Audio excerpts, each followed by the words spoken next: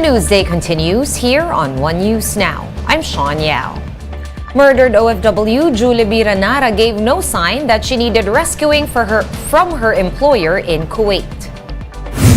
This was revealed by Overseas Workers Welfare Administration Chief Arnel Ignacio in an interview with the Chiefs. Ignacio said that they were in touch with Julie B herself 2 days before the tragic incident. Ignacio added that if the abuse of Ranara had been reported sooner, she would have been rescued immediately. Wala talagang in-report na kahit na na makakapagbigay ng seryosong sign that she wanted to be rescued from her situation. But had we known it, it's not really even challenging to pull her out of her location doon sa Jara. In other news, about 1.3 million households in far-flung areas could experience brownouts this year. The National Power Corporation said that this is because the budget set aside for power plants this year is not enough amid the high prices of diesel. Diesel power plants provide electricity to far-flung areas that are off-grid. If it fails to get additional funding, the NPC said that it could implement a hike on the electric bills of consumers via the universal charge for missionary electrification, which subsidizes off-grid areas. It will be our on-grid customers or consumers that will have to take up that burden.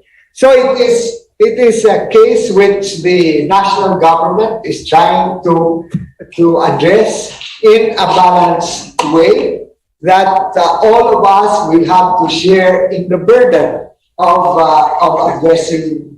addressing this. So there are reforms that are needed as well. And beginning next month, Maynilad customers affected by water interruptions will be getting rebates. Each customer will see adjustments on their water bills ranging from 100 to 400 pesos. The Maynilad rebates amount to 7.48 million pesos as set by the regulator.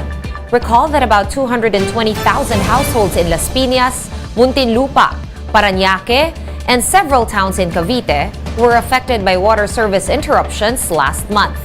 This was because of Maynilad's broken equipment in its Putatan treatment plant in Muntinlupa.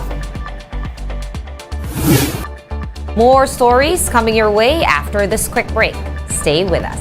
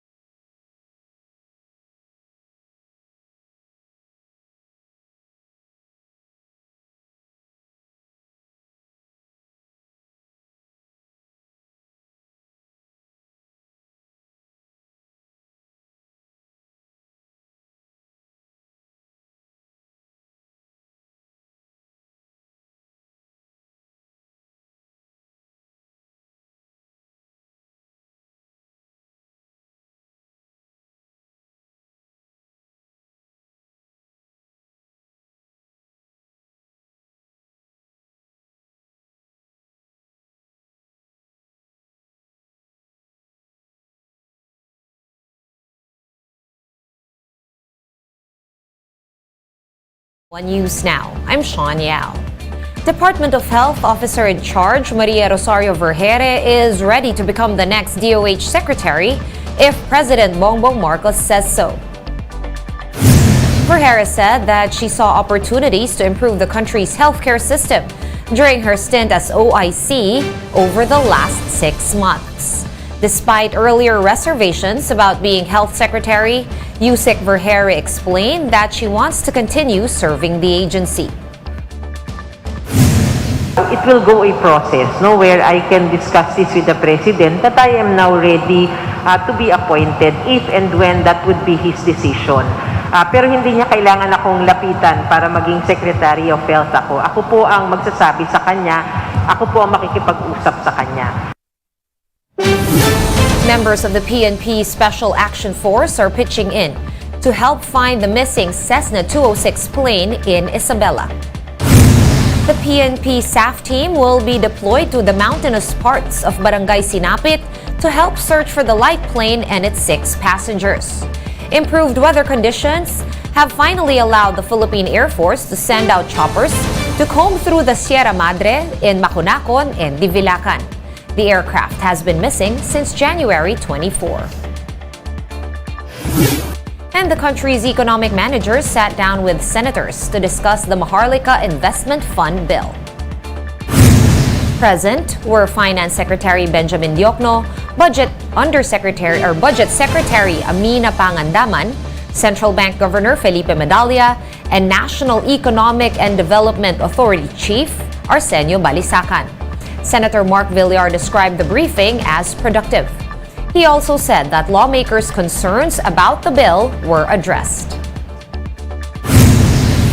Mga concerns sa provisions ng bill, sources of funding, ano po yung mga controls, kung saan po gagamitin yung funds. So, na-clarify naman po at sa Wednesday, magkakaroon kami ng briefing, ng hearing sa Wednesday, a formal hearing. Time now to take a quick look at today's other top stories.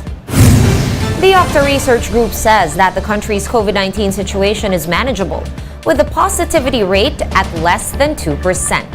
While most people no longer consider the pandemic as a national emergency, Octa is reminding everyone that the virus is still around.